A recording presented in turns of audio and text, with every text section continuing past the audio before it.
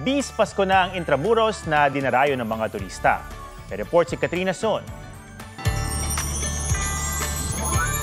Kumukuti-kutitap. Umubusi-busilak. Talaga namang mapapakanta ka kapag nasilayan ang Meralco Liwanag Park.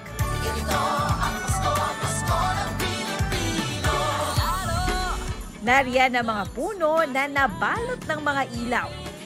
May mga parol din na tatak Pinoy. Kaya ang ilang pamilya, dinayo ang parking ito sa Intramuros, Maynila. Bukod daw sa Paskong-Pasko na ang feels, presko ang hangin dahil sa mga puno. First time po namin pumunta dito. Maganda po, sobra. Nagustuhan ng mga bata. Galing pa po kami Pasay, pumunta lang dito para makita yung view.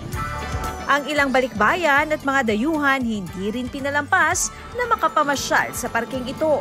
Relaxing daw dito matapos ang mahabang lakaran sa Intramuros. At paalala rin na talagang iba ang Pasko sa Pilipinas.